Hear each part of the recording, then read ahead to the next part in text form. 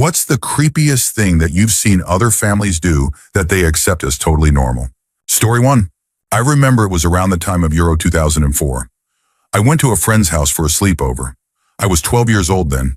We arrived at his house, where both our moms dropped us off and then left. His dad was there, though. I never liked that man. Anyway, he welcomed us in the most unwelcoming way, like he hated the idea of me being there for a sleepover. We went to his room and started playing on his PS2. After about half an hour, his dad came into the room and said, "Okay, I think it's about time, Michael," my friend. Michael got up, unplugged the PS2, and handed it to his father, who took it and placed it on a high shelf. Then his dad made a gesture as if welcoming Michael for a hug, saying, "Speak the words." Michael hugged his father and said, "Thanks, Father, for reminding me to be moderate with distractions from real life." The hug ended, and his dad nodded at us to go to sleep. I went to bed, feeling completely weirded out by the whole thing. My young mind couldn't help but feel guilty for playing the PS2, like it was somehow wrong. The next morning we woke up, ate, and greeted his mother, who was there. Michael went over to his father, knelt before him and said, "Please, Father, can I be distracted for a while?" His mother was making coffee as if it was perfectly normal for her son to kneel in front of his dad and beg for something as simple as a little fun. His father looked at me, then at Michael, and eventually went to retrieve the PS2, like it was the hardest thing he had to do. I didn't even touch the controller. I felt so uncomfortable being there. Story 2. This was definitely abuse, and my mom did call CPS on them, but I'll share it anyway. There was a family we knew while growing up where the father had some bizarre and cruel rules. He would time their showers, literally giving them just 15 seconds under cold water. He would stand there, watch, and then yank them out one after the other. They weren't allowed to use the bathroom to poop. Toilet paper was reserved for emergencies and guests. If they absolutely had to go, he would hand them exactly 5 squares of toilet paper and stand there to watch them wipe. The kids trained themselves to only go at school or church. During summer, when temperatures could reach 100 degrees, there was no air conditioning, no fans, and no open windows allowed in their bedrooms. There were about 20 more insane rules, including weird food restrictions.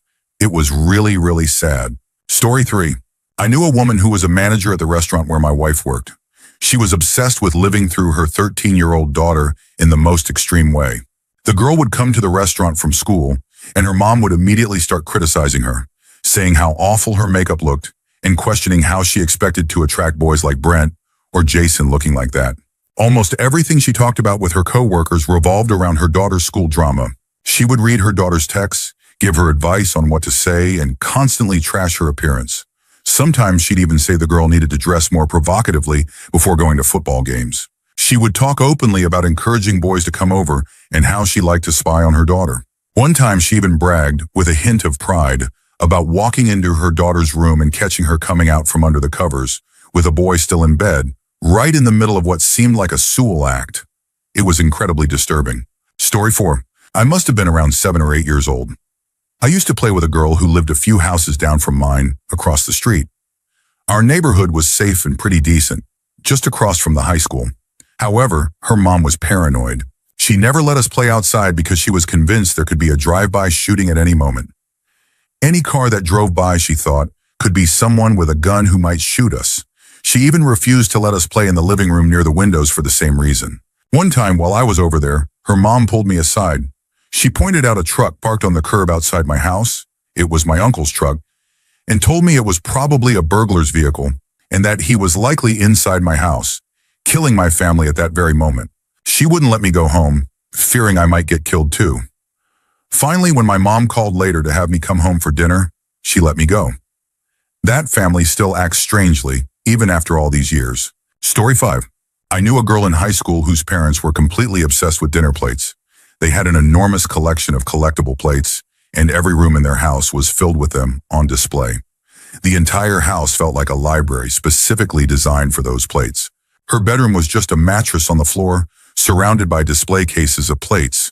You couldn't even lean on any wall because they were all covered like that. The last time I went over there, I accidentally knocked one off the wall. I managed to catch it before it hit the ground, and luckily it didn't break. But the way her dad reacted was terrifying. He flew into a rage, and for a moment, I thought he was going to hit me. They tried to laugh it off nervously, saying, "Ha ha ha, good old dad being funny, ha ha ha ha." One time I asked my friend why they had so many plates, and she went on a passionate rant about how cool the plates were and why they were so special. The explanation lasted for about an hour, and I never asked again. Listening to someone talk about dishware for that long felt like pure torture. Story 6. This is something I shared before, but it's worth mentioning again. I had a good friend in elementary school whose family had this bizarre setup. They lived in a farmhouse that looked like it belonged to the Addams family. Every wall in that house had a crucifix on it, massive ones about 2 to 3 feet tall.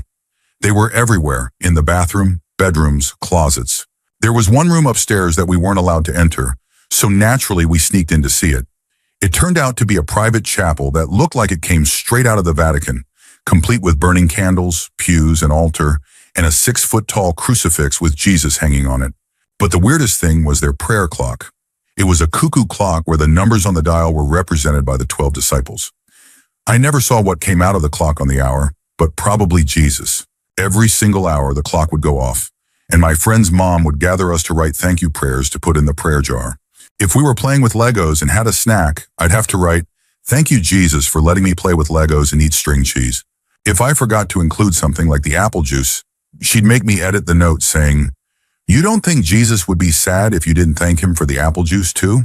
By 4th grade, I stopped going over there. It was just too weird, especially after they had a new baby and declared they didn't believe in diapers. The baby just crawled around, doing its business wherever. 24 years later, what became of the kids? The youngest, the baby who used to roam around naked, became a Catholic priest. The second youngest moved away and became a transgender entertainer. And the oldest, my friend, is now a programmer in Silicon Valley. The father eventually left the mother. Story 7. For years, I visited a family where all the adult children still lived with their parents. Something odd I noticed was that every time I visited, they always had the same movie playing. At first, I thought it was just a coincidence. They would all huddle around the TV, acting like they were watching it for the first time, reacting to the same scenes with the same enthusiasm. One time I stayed over longer than usual. When the movie finally ended, they turned off the TV only to turn it right back on and play the same movie again. That's when I realized they watched that movie multiple times a day, every single day, almost like a ritual. They would always react the same way to the same scenes, as if they were genuinely seeing it for the first time each time. Story 8. One day after school, I went to a guy's house to work on a project. We weren't really friends, just assigned to the same group. Let's call him Gary. We were working on the project when he excused himself to use the restroom. About 15 minutes later, he came back. A little while later, I decided to use the bathroom while he was making snacks. When I walked in, I was greeted by the sight of what Gary had left behind, a massive unflushed poop just sitting there. I shrugged it off, thinking everyone forgets once in a while. I flushed it, did my business, and went back to working on the project. A couple of hours later, his mom came home. She greeted us politely and went toward the back of the house. Suddenly, she came back into the kitchen, furious, yelling, "Where is it?" I was completely confused, so I gave Gary a look like, "What's going on?" Gary muttered, "It wasn't me, it was him." His mom glared at me, huffed, and walked away. Gary later explained that after school every day, he was required to leave his poop in the toilet so his mom could check it. It wasn't because he was sick or anything. She just had this weird habit of making sure he was healthy. I never went back to Gary's house after that. Story 9. Back in high school, my best friend's dad did some seriously creepy stuff. When we were 13, he gave her a large diamond engagement ring and told her she couldn't get married until she found a man who could buy her a nicer one. It was so bizarre. We were just kids who spent most of our time playing N64 and riding bikes, not thinking about marriage. When everyone around us started dating, she wasn't allowed to. Eventually, she was really excited one day and told me that her dad had received a vision from God saying she was now allowed to date. I'm religious too, so I'm not knocking faith, but that definitely didn't happen. One of the creepiest incidents was at a school dance. Her dad showed up, saw her dancing with a boy, and physically pinned the guy against the wall. The police were called, and after that, her dad was banned from the school campus and all school functions, including graduation. Her mom never said a word about it, at least not that I ever heard. My friend seemed embarrassed, but more in a, "Oh my gosh, dads, right?" kind of way, instead of realizing just how disturbing it all was. She had 2 brothers who were allowed to do whatever they wanted without any of that weirdness. Story 10. In high school, I started seeing this girl. Let's call her Sarah. After a few weeks, she invited me over for dinner. Her family was classic Valley, pretty Christian, all blonde, Dad's a construction worker, mom's a hairdresser, and they lived on a dirt road. My mom dropped me off at their place, which was pretty far out of town. We were having a nice dinner, chatting about current events. Since it was early November 2012, I joked about how ridiculous it was that some people thought the world was going to end next month. Suddenly, Sarah's sister yelled, "Shut up!" The room went completely silent. Sarah glared at me. Her sister looked at their dad, and he was giving me the angriest dad stare I'd ever seen. Then Sarah's mom burst into tears and left the table. Confused, I asked, "What's wrong?" And Sarah's sister shouted, "Shut up again!" I excused myself to the bathroom, trying to figure out how to salvage the night. When I came out, Sarah was waiting and explained that her mom got really anxious about big, depressing topics and just wanted a break from hearing about them, even when the TV was off. I apologized and Sarah said it was okay, suggesting we go downstairs to watch a movie. I thought I had saved the night until I got to the basement. The entire space was stocked for the end of the world. Guns, food, rafts, maps, everything. Trying to play it cool, I asked what it was all for, hoping for a reasonable explanation. Sarah just said, "For when God will wash the wrong, we're just being prepared." That was it. I couldn't take it anymore. I walked 20 miles down the highway to get home that night. Story 11. I had a classmate from 6th through 8th grade who had a really tough childhood. She's really successful now, just graduated law school, and seems to have a happy, fulfilling life based on her social media. But back then, it was hard to watch how her family treated her. Her mom was obsessed with turning her into this prim and proper, almost Victorian-style lady. One day, she came to school with bruises on her arms. She told everyone it was from volleyball practice, but I didn't believe it. A few months later at a school dance, she asked me to dance with her, and I just came out and asked what really happened to her arm that day. Caught off guard, she admitted that she had forgotten her math book at school, and her mother had hit her. Another time, she told me she got grounded for an entire month just because her mom found the name of a cute boy from our class written in one of her notebooks. We were both in choir and the only ones who took voice lessons. During a competition at the local high school, I saw her mom screaming at her in the hallway because she hit a wrong note during her piano solo and ended up getting a second-place ribbon instead of first, which meant she couldn't advance to the next level. I tried to comfort her, but she wouldn't listen. She just congratulated me on my own first place and wouldn't say a bad word about her mom. The weirdest part is that she had 3 siblings, 1 older and 2 younger, who were some of the most easygoing, down-to-earth people I've ever met. I once asked her younger sister why my classmate had to meet such crazy expectations, like being fluent in French by 5th grade and taking ballet 3 times a week. Her sister just looked uncomfortable and said, "We don't talk about that." She was the sweetest girl, and I never once heard her say anything bad about anyone. I still think about her sometimes and hope she's truly happy now. Story 12. This might sound strange, but one day my parents decided I was old enough to start coming back home from school on my own. However, they apparently didn't think I was old enough to have my own set of keys. As a result, I used to spend 1 to 2 hours every day sitting on the doormat, waiting for my sister to come back from school and let me in. I was often really hungry, and unfortunately, I ended up peeing my pants at least 5 times. I was around 10 years old at the time. We were a middle-class family, and our neighbors saw me sitting there every day, but no one ever said anything. I sometimes wonder if they found it creepy or strange. After about half a year, my parents finally decided I was trustworthy enough to have keys. They made a big deal out of it, holding a funny ceremony to give me the keys, even making me sign a contract of being the official key bearer. They thought it was hilarious, but it wasn't funny to me. To this day, they still joke about how I wasn't responsible enough at age 10 to keep a set of keys. A few things to clarify. I lived in a block of flats, not a house with a yard, so there were no bushes to pee in. I wasn't sitting outside. I was on the stairs and sometimes I did pee there, but I was always scared the neighbors would come out and see me, so I figured peeing my pants was the safer option. As for why I didn't use the school bathroom, it's because they were pretty terrifying. The locks were often broken and older girls would go in, opening every stall and laughing at whoever was inside.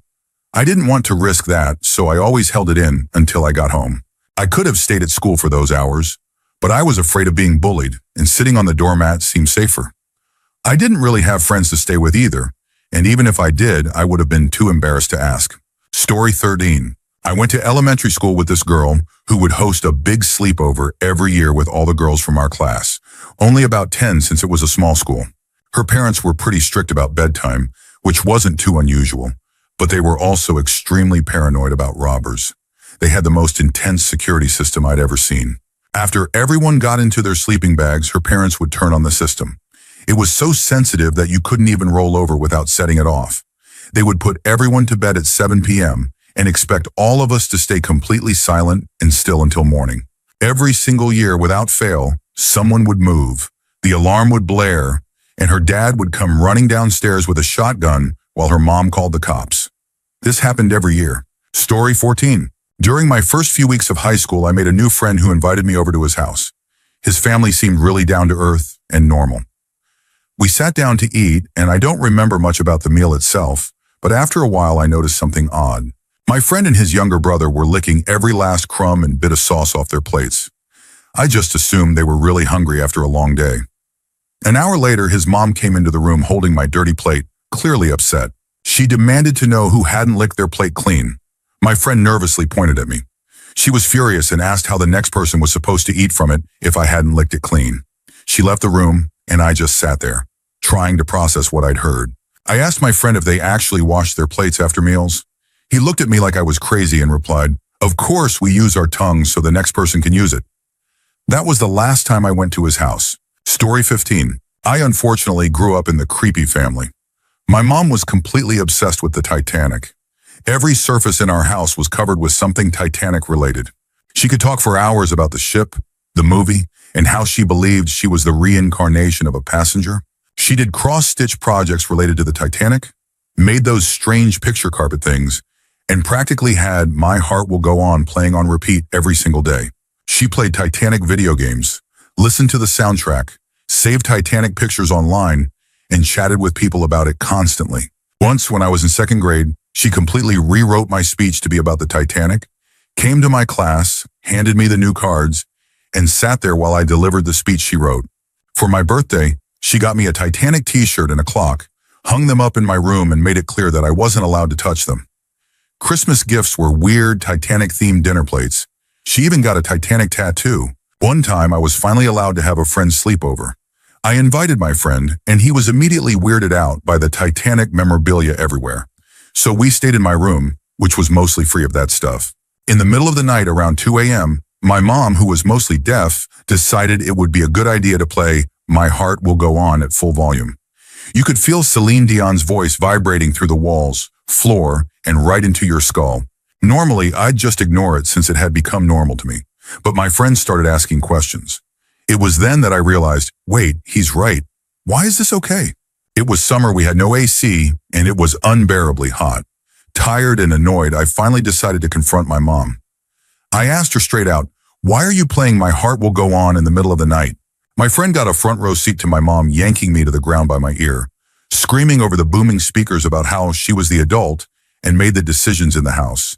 And as a kid, I had no right to question her. If you've never heard a mostly deaf person scream, you can't imagine how terrifying it sounds. After that, my friends stopped hanging out with me, and word spread at school that my mom was scary. I couldn't disagree. It was a wake-up call that we were the weird family. I was grounded for a week. No toys, no going outside, no TV, no radio, no books. Just sitting in my room, listening to Titanic playing from the other room. Looking back, I realize how messed up it all was. When I visit my hometown, people often tell me, "We almost called Child Protective Services." Don't almost call them, just do it. Spending 7 straight days doing nothing but listening to that song could definitely be considered abuse. Story 16. There was this white woman who used to come into the fast food place where I worked. She had 2 white sons and 2 adopted young black children, but no husband. The mom and her sons looked like they'd stepped straight out of the 1950s, neatly dressed and well kept. Her adopted children, however, didn't look as well taken care of. She owned a popular Christian pizza buffet in town, and even the napkins had Bible quotes printed on them. Whenever they came in, the sons would order the same thing every single time. The mom would do the same. But when it came to the adopted kids, she would always point at them and say, "They don't need anything. Please don't give us anything for them." One time we felt bad and decided to pay for 2 kids' meals ourselves. When she found out, she was furious. After ordering, they would sit at the table and wait, expecting us to bring the food out to them. Even if the food was ready and sitting on the counter, they wouldn't pick it up. It would just sit there for 20 minutes until one of us took it to them. They would pray, eat, linger for ages, and then leave. The adopted kids always looked so sad. I never understood why she refused to feed them. It was one of the most disturbing and heartbreaking things I witnessed while working there. Story 17. This one's not really creepy, more weird and kind of funny. When I was about 11 or 12, I used to go to this guy's house after school. His mom had all these strict, strange rules. One of the weirdest was that we could only have our afternoon snack at exactly 4:30. If we tried to eat at 4:27 or 4:35, she would completely lose it. She would literally check the clock before letting us eat. My friend even had a little alarm clock set to go off at 4:30 to make sure he didn't miss snack time. It was pretty crazy, but it got even stranger. She kept 2 separate sets of snacks in the pantry, one for her own kids and one for her kids' friends. Her own kids got the good stuff, massive jars of Nutella, crepes, brioches, all sorts of delicious pastries. The snacks for the friends, however, were the no-brand, budget kind. She would keep a close eye on us to make sure we didn't accidentally get any of the good stuff. And this wasn't a poor family. They were actually quite wealthy. It was just weird. Story 18. I once went to a friend's house, and his mom took us to McDonald's. When we got back, I realized my order was wrong. It was a completely different sandwich from what I ordered. I decided to be polite and just eat it anyway, but I planned to remove the parts I didn't like. My friend's mom wasn't having it. At first, she quietly but firmly said that no one in their house wasted food. I explained that the order was wrong, but that I would eat it anyway after removing what I didn't like. That's when she grabbed the sandwich out of my hands and put the stuff I scraped off back into the sandwich. She then said we couldn't go out until I ate the whole thing. I was freaked out and didn't feel like eating anymore. I just wanted to go home. Then she started banging her fist on the table and burst into tears, screaming at me to eat it. Her husband came into the room because of the noise and crying. He calmed her down, told us to get in the car, and drove me home. I was only 8 at the time, but that incident still makes me uneasy when I think about it. Story 19. There's a family from my hometown that everyone knows as being downright disgusting. Apparently, they've been around since the town's founding and once had a nice house on Main Street. After generations of suspected inbreeding, that once nice house turned into an eyesore in an otherwise decent neighborhood. The city eventually bought out their property and relocated them for free, right across from the town dump. A friend's dad, who worked fixing boilers, once got sent out to their new house. As soon as he arrived, he noticed a horrible smell. When he went inside, he saw the family eating at the dinner table, and underneath the table was a dead dog, the obvious source of the stench. He didn't even bother trying to fix the boiler and just left. I've heard so many gross stories about that family over the years, and after seeing their house and knowing a kid from that family in high school, I believe every one of them. Story 20. Growing up, one of my friends had a family dog that was downright evil. I love animals, especially dogs, but this one was just off. Sometimes it would just snap and bite one of the 7 kids in the family. One day it bit my friend so hard that her finger was sliced open to the bone. Instead of taking her to a doctor, the mom made excuses for the dog, and my friend didn't even bother arguing. It was like she was used to it. The mom actually sewed my friend's finger shut herself. I just sat there in shock, trying to act normal and keep talking to them, but I couldn't believe what I was seeing. I kept thinking about how easily it could have gotten infected. Nothing changed with the dog. Some of her brothers kept sitting on the couch, petting it while watching TV like nothing had happened. I definitely kept my distance from that dog. Their family also believed in energy healing and chakras, which wasn't the weird part. One time I tripped over one of their many potted plants and accidentally tore one of its leaves. The mom made me sit by the plant and feel what I had done, apologizing until the plant forgave me. My friend's younger sister, who supposedly could see people's chakras and the plant's energy, sat with me until she said the plant's energy had turned back to a happy color. There were plenty of other bizarre stories from that family, but those were the ones that stuck with me the most. Story 21. I was friends with these twin brothers in high school, and they would always come over to my house. One day, they finally invited me over to theirs, which was in the same neighborhood. When I walked in, the house was a mess, but I didn't really mind since my own house could get pretty cluttered too. Everything seemed normal at first. We played video games until it was time for dinner. They invited me to stay and eat, and after dinner, I went to the kitchen to put my plate in the sink. That's when I noticed the huge pile of dirty dishes, the filthy stove, and worst of all, roaches crawling all over it. One of the twins came in behind me to grab a glass from the cabinet. When he opened the door, hundreds of roaches were crawling on the inside, all over the glasses and plates. the same type of plate I had just eaten from. He found it funny and yelled, "It's alive!" like it was a joke. I nearly threw up right there. I didn't say a word. I just turned around, left, and never spoke to them again. A few years later, I saw one of them at a gas station. His teeth were yellow and brown, just a complete mess. He works at a nearby Rally's now, but I definitely avoid eating there. Story 22. When I was in 7th grade, my parents decided to homeschool me because I wasn't focusing much in regular school. Since they both worked full-time, they couldn't do it themselves. My mom found a family through a friend that offered to homeschool me along with their 4 children. One of the kids was a little girl, about 7 years old. During lunch one day, her mom put a plate of food in front of her and set a timer next to it. The girl had to eat all her food before the timer went off. If she didn't finish on time, the mom would take her into a bedroom and scream at her as loud as possible. It sounded like she was also being spanked with a belt. The whole thing was uncomfortable to witness. The weird part was that her 3 older brothers didn't have to follow this rule. They could eat whatever they wanted, whenever they wanted, and take as long as they liked. I didn't last long in that environment. Went back to public school within the year. Story 23. There was a family in my small hometown that everyone knew was strange. The community was tight-knit, with around 300 kids in the K-12 school, so everyone knew everyone pretty well. The kids in this family seemed nice, if a bit sheltered, but the parents were just plain odd. If you went to their house to see if one of the kids could come out, the parents would only open the door a tiny crack. They would peer out as if you were definitely up to no good. You'd never see more than half their face at most. The windows were always heavily curtained, and the kids were rarely allowed out except for school or church. The mother was such a recluse that I think I only saw her once in an entire year. The weirdest part was their obsession with cleanliness. Every time the kids came home, they had to bathe immediately. If they went out multiple times a day, they bathed each time they returned. On top of that, they were regularly given enemas, at least once a week, because the parents believed that harmful metals were constantly being absorbed into their bodies. The enemas were supposedly to cleanse these metals, and the parents were the ones administering these enemas, even to the older kids. It was bizarre and honestly disturbing. One of their daughters, who was 15, started secretly dating an 18-year-old from my school and got pregnant. They had to sneak around to see each other at school and church because the kids weren't allowed to date. After she got pregnant, they got married immediately. The guy later told me how weird life was in that house. No movies, no TV, no music unless it was church-related. It wasn't even typical for Mormon families in our town, just theirs. After they got married, the girl continued giving her newborn baby the same metal-cleansing enemas. Her husband tried to argue with her, but she would just do it when he was at work. Eventually, they got divorced because of her strange medical practices. Now the baby only gets the enemas half the year. Story 24. When I was growing up, one of my friends had this little dog that was just plain vicious. I'm a huge animal lover, especially dogs, but something was seriously wrong with this one.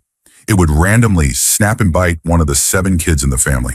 One day, it bit my friend so hard that it sliced her finger open to the bone. Instead of taking her to a doctor, the mom made excuses for the dog. My friend didn't even bother arguing. It was like she was used to it. Then, the mom actually sewed her daughter's finger shut herself. I just sat there in shock, pretending to act normal. But I couldn't believe what I was seeing. The rest of the family didn't seem bothered either. Some of the boys just kept petting the dog while watching TV. They also believed in energy healing and chakras. One time I accidentally tore a leaf off one of their many potted plants. The mom made me sit by the plant and feel what I had done, apologizing until the plant forgave me. My friend's younger sister, who supposedly could see chakras and plant energy, sat with me until she said the plant's energy had turned back to a happy color. That family had so many bizarre rules and beliefs, but those were the moments that really stuck with me. Story 25. My cousin's family is very strict and deeply involved in the Jehovah's Witness faith. They weren't always like that, but as my uncle, by marriage, got more into his faith over the years, he also became a lot more controlling and, frankly, a bit of a jerk. He would whistle at his wife and kids as if they were dogs whenever he wanted them to come to him. He banned any violent or ungodly media from the house and didn't allow his daughter to date because, according to him, she shouldn't be dating anyone unless she was already ready to marry him. Here are some of the most memorable moments from my time there. We used to play Yu-Gi-Oh cards together, but that stopped when my uncle saw the cards one day.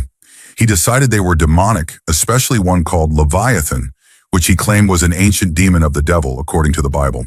I got chewed out after he found my Harry Potter book in his daughter's room. She had been reading it secretly, and he considered it satanic. One time, my cousin and I were playing Killzone in his room, and when my uncle found out, he damn near broke down the door to catch us.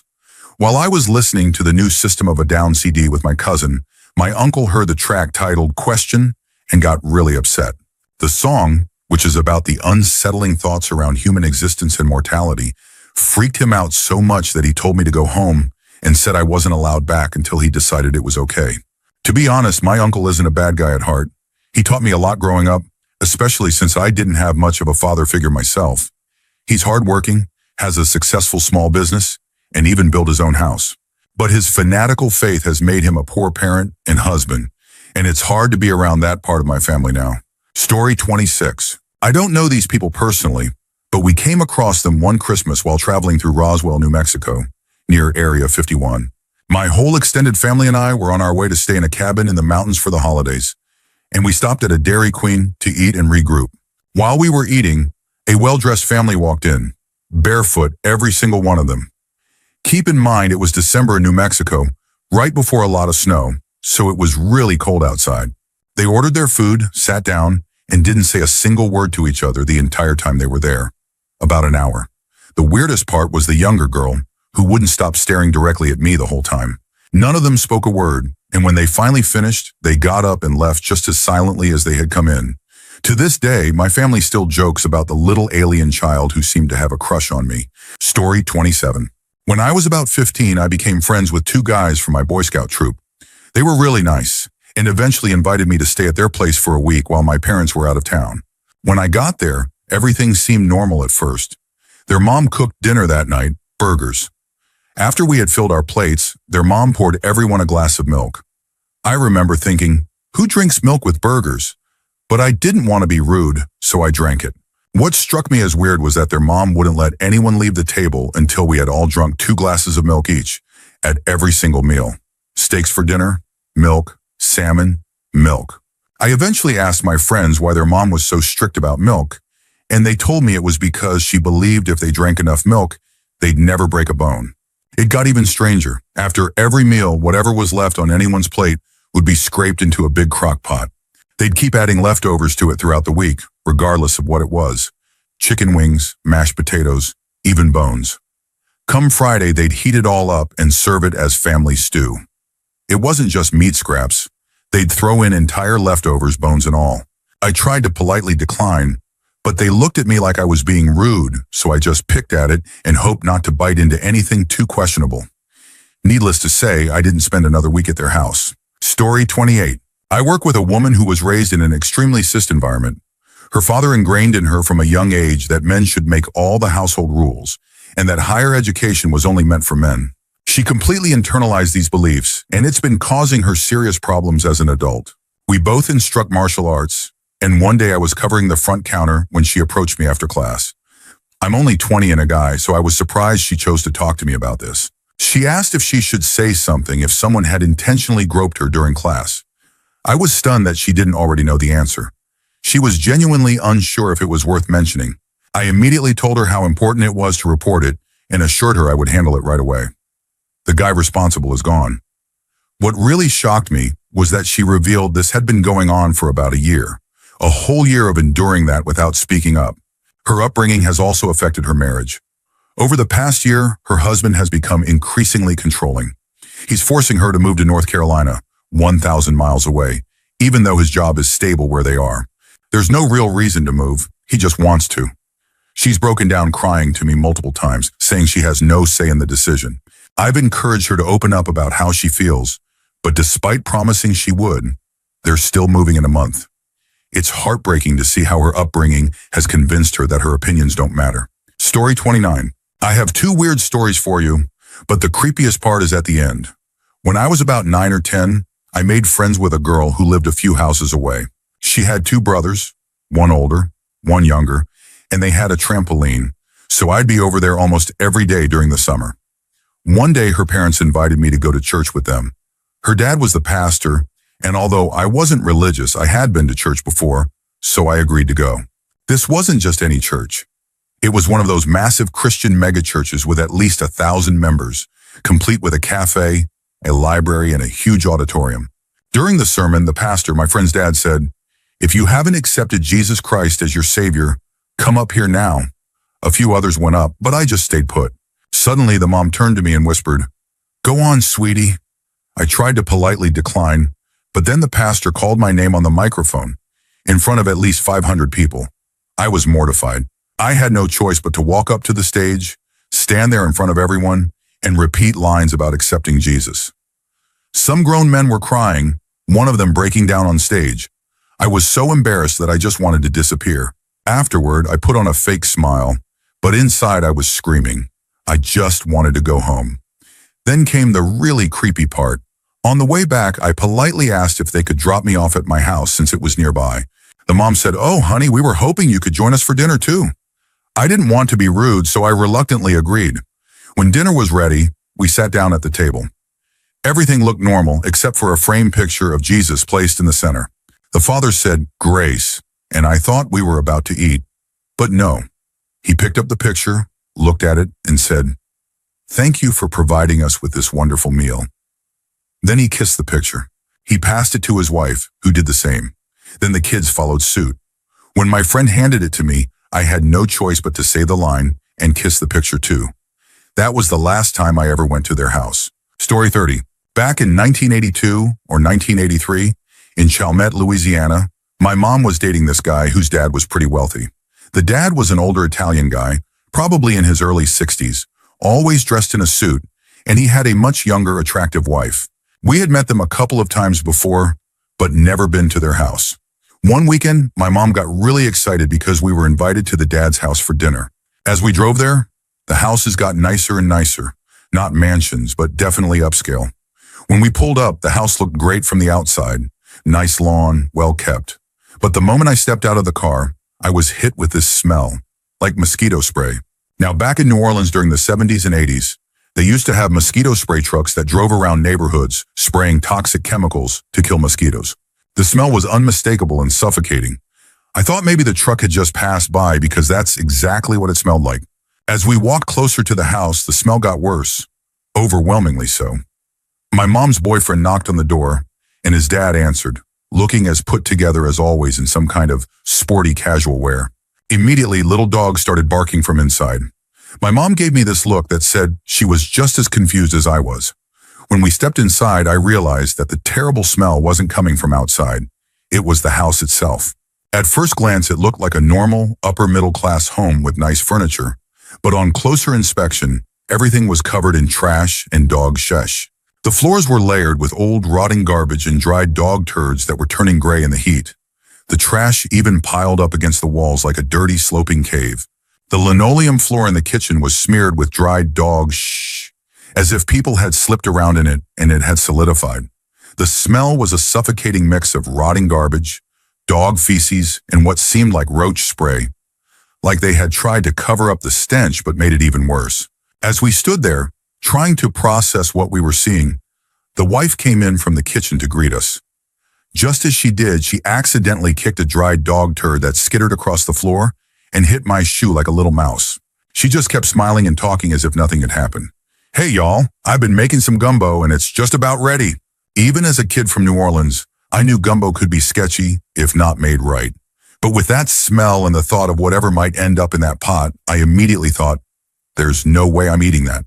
Feeling like I was going to throw up or pass out, I asked if I could use the bathroom without even thinking. The wife pointed down a hallway that was so filled with trash it was almost impassable, and the barking from more dogs was deafening. I just froze.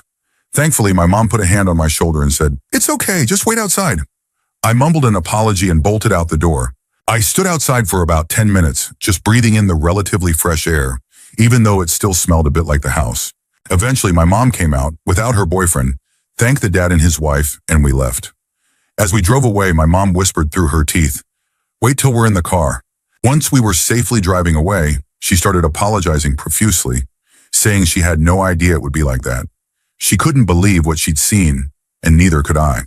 She explained that she had told them I wasn't feeling well, so she was taking me home, but she still planned to go back and have dinner with them. We went back to that house a few more times afterward. But I always stayed in the car. I'd rather sit in the heat than go back in that nightmare of a house. Even years later, I never really figured out what was going on. My mom never talked about it much, and she passed away about 15 years ago, so I can't ask her anymore. I guess the whole scene was so bizarre that she didn't know how to address it. It was like the entire family just accepted that living in a house filled with trash and dog feces was normal. To this day, I still don't know how to process that experience. Story 31. My close friend Hannah has one of the most unusual family situations I've ever heard of. Hannah's parents are both white Catholics who don't believe in divorce.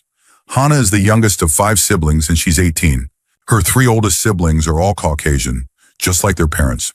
However, her 4th sibling, who's only 2 years older than her, is half Native American, and Hannah herself is half black.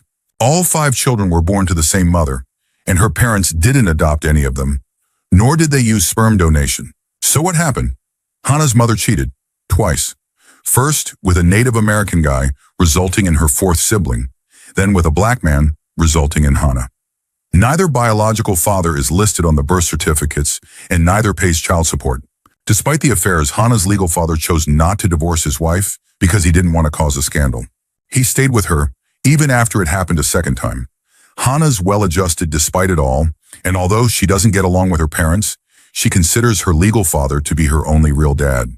Story 32. When I was a teenager, my younger sister and I used to ride the bus with a neighbor girl and her younger brother. Let's call them Jane and Dick. Jane was always really chatty, but she never talked about anything particularly interesting. My sister used to smirk every time Jane tapped me on the shoulder to tell me what she'd learned in math or history that day. We were in the same grade but in different classes since I was taking AP courses. On good days, I'd talk with her, but on bad days, I'd just want to tune out with my Discman. No matter how many times I put my headphones back on, Jane would tap me again, eager to continue the conversation. I tried steering the talk towards hobbies, movies, music, or books, but Jane had never watched, read, or listened to anything other kids our age did. She had no hobbies and very little to say beyond school stuff. Her brother Dick rarely spoke at all. My sister and I were friendly to Jane, probably more so than most, which is why we were the only non-church friends invited to her 17th birthday party. Her dad was a children's pastor, and most of the guests were from their church. When we arrived, Jane's mom showed us her bedroom, proudly pointing out a cat-themed window valance she had just sewn. She explained, "I can't have anyone thinking Jane's room is too plain." The rest of the room was incredibly sterile and devoid of personality, just a hint at how strict her parents were. Then came the birthday activities. The first event was a photo scavenger hunt, but all the items were people. At 8 a.m. on a Saturday, we spent 2 hours knocking on neighbors' doors, waking them up, and asking personal questions to see if they fit any of the items on the list. We took pictures of them in their bathrobes and pajamas with a disposable camera. My sister and I cringed the whole time, especially since our parents knew these neighbors through the HOA. We just hoped they wouldn't recognize us later. Next, Jane opened her presents. Her mom insisted on taking multiple photos of each girl hugging Jane before and after opening the gift. The dad was hovering over us, talking in an exaggerated sing-song voice like we were toddlers. "Is everyone having fun? Are you girls having fun?" For lunch, we had a pea and carrot casserole while Jane's mom left to develop the photos. The birthday cake was Cool Whip mixed with lime juice served in a pie tin. We all tried to be polite, but it was barely edible. When the party ended, we were given souvenir photos of our neighbors looking annoyed and confused in their sleepwear. A few years later, Dick left home the moment he turned 18, and Jane ran off to Vegas, eloping with an older guy she met online. I never heard from either of them again. Story 33. Because my dad was a lazy asshole, I ended up feeding and caring for horses for a wealthy family while we lived on their property rent-free. My dad was the one who responded to the ad, but he just left me to do all the work. Over time, I became like another daughter to the family. I grew up around their kids, stayed at their house, joined them for holidays, and even went on vacations with them. I was a few years younger than their oldest son, but older than their youngest. One night, I made a lighthearted joke about what their oldest son might be up to, just because I knew him pretty well. Suddenly, his mom lost it. She shrieked at me that her 18-year-old son would never keep a secret from her and would tell her everything for his entire life. I was just stunned. I glanced at the son, and he gave me this look like, yeah, she's nuts. I'd known him for years, and while his secrets were pretty harmless, like sneaking a few beers at home, smoking a little weed, or fooling around with girls, I would never have ratted him out. I'd always just quietly taken the blame for the beers and kept quiet about everything else. But that moment, when his mom declared with absolute conviction that he would tell her every single thing about his life, was like staring into pure insanity. Who would want to know every detail of their teenage son's life? And who honestly believes that any 18-year-old would spill every thought and action to their mom? It was so unsettling because it wasn't just that she believed it.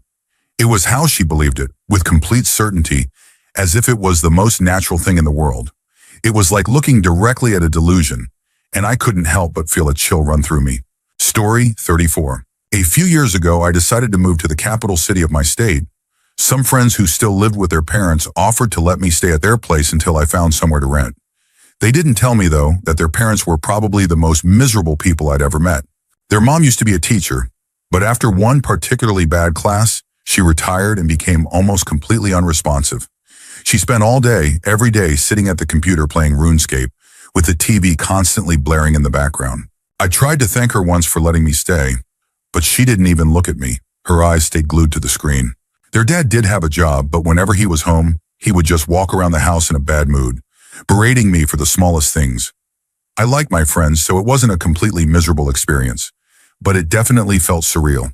A mutual friend later confided that the parents had made her cry on several occasions. I wasn't surprised at all. It was honestly one of the most uncomfortable living arrangements I've ever been in, and I felt bad for my friends who had to live with that every day. Story 35.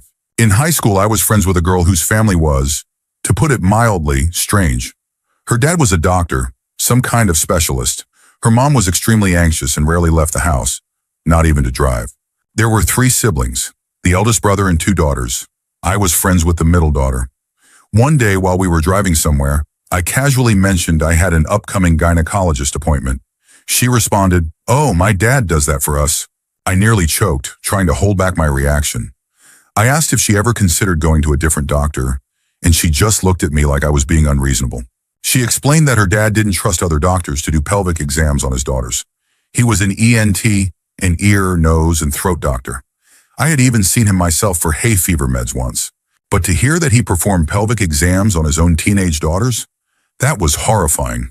Now that I'm older, I realize just how deeply disturbing that was, and it honestly just makes me feel sad for her and her siblings.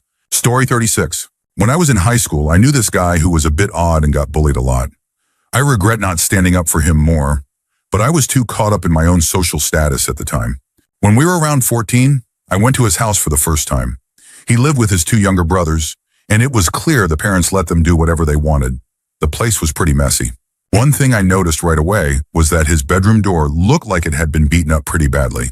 I didn't think much of it, assuming it was just old or something. We were playing video games when we heard shouting outside the room. My friend immediately jumped up and locked the door. I asked him what was going on, and he casually said that his brothers had lost their temper. Then the banging started. Loud, aggressive banging on the door, and it wasn't fists. It sounded like they were hitting it with something solid. I asked what the hell was happening, and he calmly replied, "They're trying to break the door down with a cricket bat. They've never managed to do it before. If I don't lock the door, they'll come in and hit me with it." He said it so casually, like it was just a regular thing. I couldn't believe it. He seemed almost numb to it. I later found out he passed away about 10 years ago, and I saw his brothers a few times after that. They seemed completely normal, so maybe it was just a phase, but it was horrifying at the time. Story 37.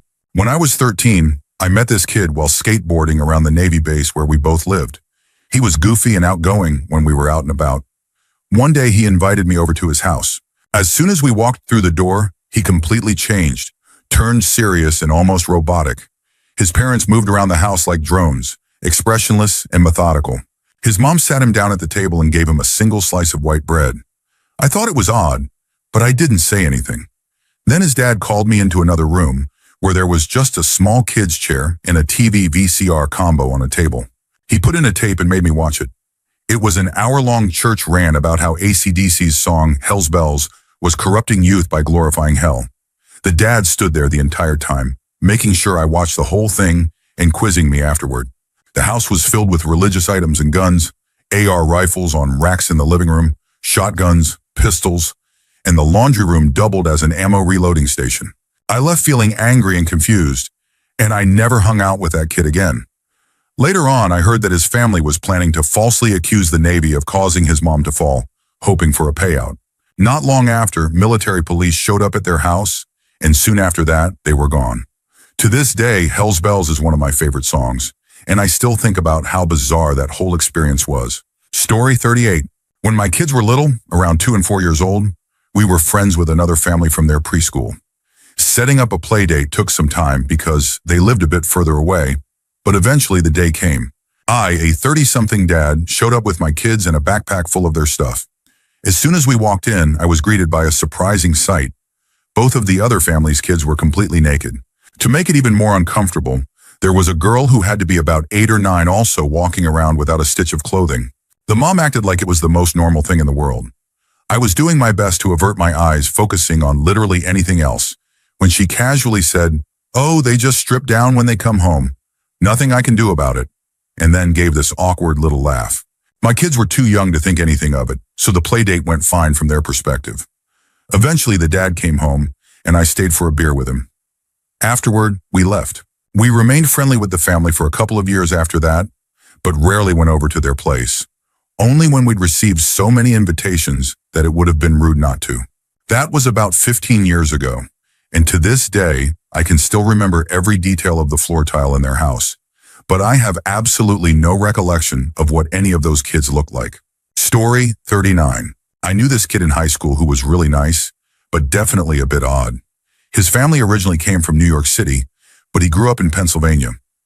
I knew they weren't well off, but what really baffled me was that his dad would take a Greyhound bus to New York City every day for work. That trip took about 2.5 hours one way, costing around $80 per day back then. I couldn't understand how that made financial sense, but I guess his job must have made it worth it. What was even stranger was that they refused to get haircuts anywhere but NYC. Once a month, they would travel back specifically to get their hair cut because his mom insisted that no one outside the city knew how to do it right. In an effort to save money, they also had weird rules about electricity. He was only allowed to do his schoolwork in the kitchen, but he wasn't allowed to turn on the kitchen light. Instead, he had to turn on the bathroom light on the other side of the room and use the ambient light to see what he was doing. He wasn't allowed to have a job or hang out with friends much either. On top of all that, he once claimed that at 18, he had never masturbated. It was hard to believe, but somehow I didn't doubt him.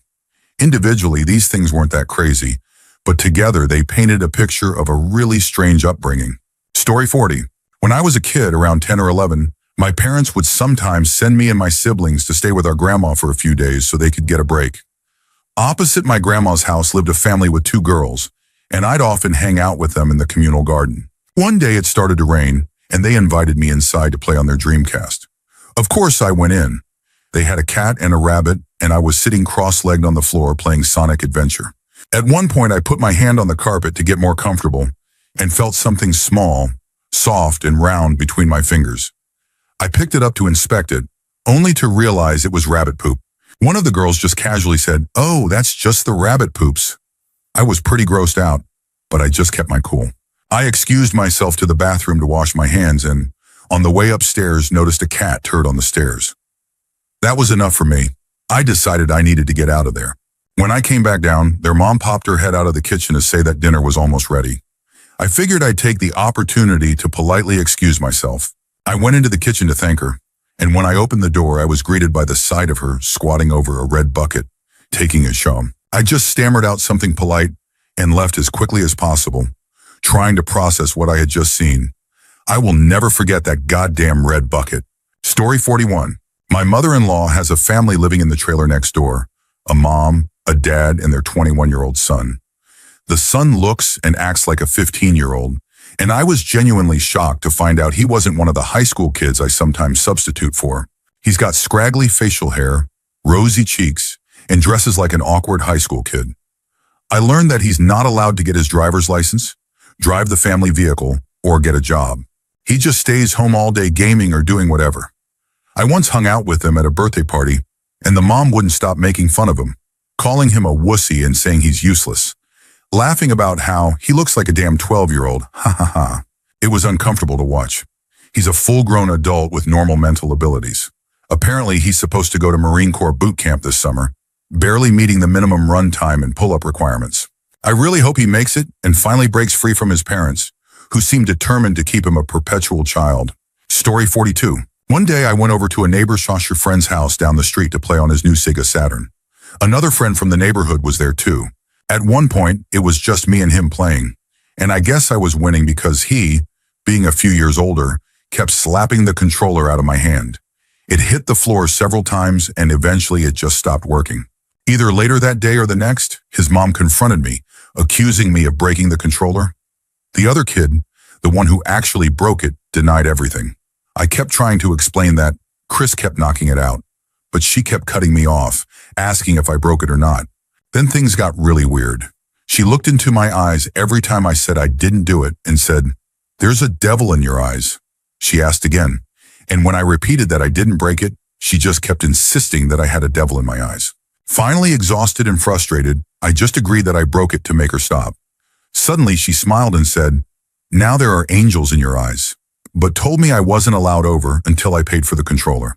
After some time passed, I started going back over there, and it seemed like they eventually figured out that the other kid was the one who actually broke it. They just kind of forgot about blaming me. Story 43. When I was around 10 or 11, my mom needed to leave me somewhere for the day because she had something important to do. One of her friends offered to watch me. The lady had two kids, a 6-year-old girl and an 8-year-old boy. Most of the day was fine. She gave us snacks and let us watch TV. She would just hover in the background, doing adult stuff. Then sometime in the afternoon, she just left. She didn't say anything about where she was going or that she'd be gone, just got in her car and left us alone. It took me about 15 minutes to realize we were home alone. I started freaking out because I had no idea where she went or what to do. The 8-year-old didn't seem to care at all, but the 6-year-old freaked out with me and started crying. I was even more panicked because I didn't know how to handle a younger kid crying. I didn't have any siblings and felt way out of my depth. The lady came back about 2 hours later and saw two upset kids. She got super mad at me, yelling about how I had gotten her daughter worked up over nothing. I spent the rest of the day trying to stay out of her way.